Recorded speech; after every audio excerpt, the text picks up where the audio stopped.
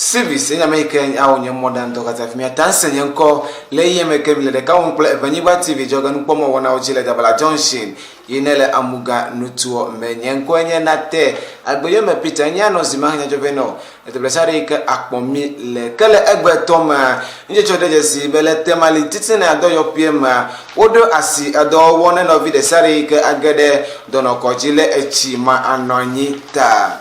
kala akpabubu tukula ne gana tukona na ado danko akufu ado ade ko globe le yopodo do ike yokode etomehena atike dodo ne gana bi heleme million bla eva maten aga aso ejuka aiji le pakobe bla evie for evie mem kejuri esi chola message podo opiebe gana tukopo covid-19 penya wa ama akbere kala fa eton bla eve ungu dolelie yokere yenti le gana tukoma ike 1320 covid-19 new cases wanaole Ghana tuko ne kemi ape nupola o ya club bola mi bodogole egbeto mi la ma trophy mava na mageranya jome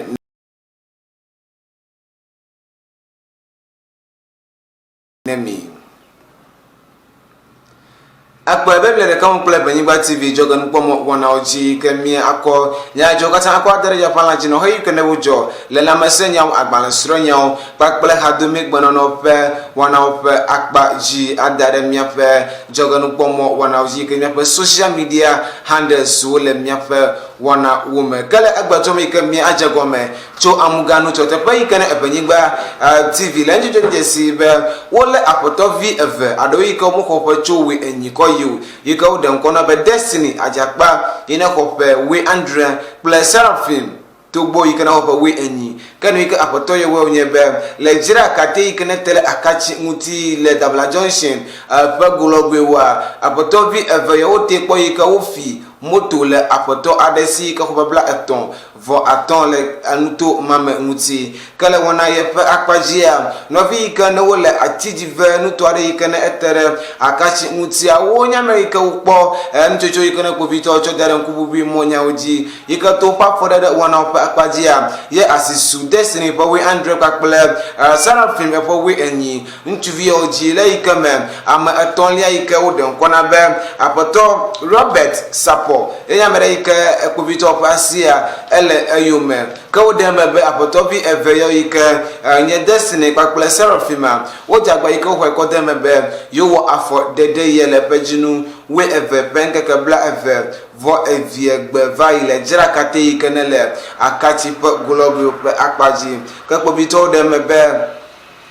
yola ngomukuku wana won ike anabe yufa asi na asu Robert Sapon Sedufia yeji kle super yope enu komo kuku wana waten ayiji kakle etuwe ne novi eton yo kan komo kuku ode jesi na Banyiba tv be novi eton le Kenya Robert yegbo moto ikakle elanu ikoza le FVV wana ora ele apato ye gbo kana mi acho le fifi pa wana pakpaji kemi anu gagamne la mesenya o menemi le gana ju komete mali titina do yo pie unya mera ika wodna gbadasi ko chopo nku bi modern pe wana pakpaji surgery wana wana adowo le no viunti ayodo asi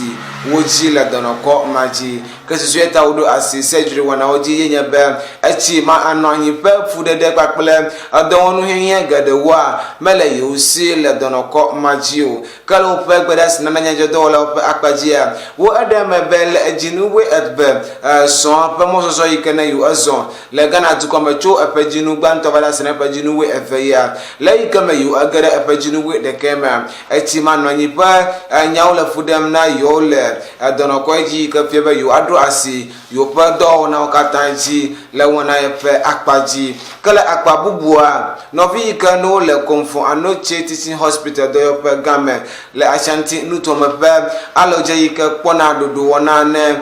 do wole no bi ope apu pe wona wunti wo ha wo dem be le ike me theater table aklon ike waza hana adodadala no bi wunti mele yusi ota yo ha yodo asi yo pe do wona okatanji gbo seresime do pe efe ike no la masanya je pom le Ghana to come in Ghana Health Service takple Ministry of Health wo agara yo pe ku yo pe akpa ji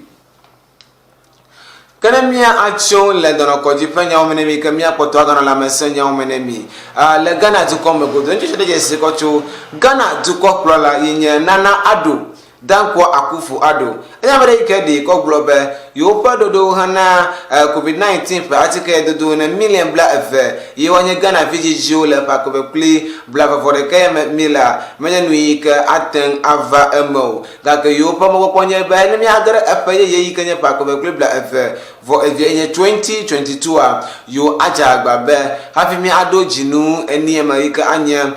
first kota pa dodo pa pajia na yo ado atike na million bla efe le penya gbawonu kaiji yo demebe le dukoda sia de majiru kodo ko de atome hena atike dodo na dukome view ika webe avuo kwa COVID-19 dolele pakple ebe aloje ikin data variant pakple Omicron variant na enu na ayile dukome view pe dome kala pe weda sinana ngutia ademebe le Ghana dukome amemile bla eton yele dukome ika fiebe na yodo atike na amemile bla efa afiebe yo jagba ika fiebe amemile awoyi ko wanye de vi ko hopecho na ne koda sina we enne pula machi ko no pacho bla enyi koko iya ye ko we poto na yo ado atike no le Ghana du ko me ke febe yo peji du ko to du do po yi kana la mesenya oji po minye Ghana Health Service pakple Ministry of Health pere du do po yi ko na me pa atike nya ndudu nya pakple do da penya oji kanya FDA Food and Drugs Authority hekpede Ghana Medical Association GMA pa for the one of akpaji ke Ghana Health Service wo de mebe dorele ikana le Ghana du ko me fifia ele akpe enyi alafa efebla aton for aton yin 8255 ikafia ba cho apajinu we efia panga bla efe vo efia gbevaya novi akpe aden alafa aton bla aden for the cake 6361 yengu COVID-19 dorele le Ghana du ko me ike ame akpe kala fa efebla andre for andre wo buo pagbe koto COVID-19 pa dorele pe asime kada jesi ba United States pajidudua ikanya US beta du ko pajidudua wocho atike ikanya P-Visa COVID-19 tike million de calculate akpe andre ikanya 1.7 million ko na Ghana du ko kalo pa for de pe wana pa akpajia enye ngbadi ko done ameyibo nyigba du ko be you akpere wonti la vo akple COVID-19 pe dolelie kala wana fa akpaji ha Israel beta du ko wocho AstraZeneca COVID-19 patike akpe alafada kai kenya 100,000 chokokona Ghana tuko kege yi morege mi atumi apanya jole egben kege jia ako asedu yenye eke afina ma jole mi egbo ma guglo ma alanku na ngodo nyo intimo do kochi asisu destiny ajapa ika ko we 100 kwa Seraphim to boy ko we enyi jibe o moto le jira kate ikene tele akachi nti kala fa for the one of akpajia asile ama etolia yoma iko ko moto ye kwa la no iko zan lo pa fifi ma ko dare egbo tamali titina dayo pie udro asido wona no vide sere ka gede upodono ko ditri le surgery fa wona opa akpaji ko pa ku he onyebe achi ma anno anyita ke komfo ano chiti hospital kenele ashanti no to ma won awodo asi edo wala no view pe afu wona unti ikafiebe theater table aklon ika wazam na no view le upodo wona wuma me ele usiola muti ka dupla Nana Addo Dankwa Akufo-Addo ade ko global tado jinu ikanele yusi hana COVID-19 party ka dodo na amahlam million bla efe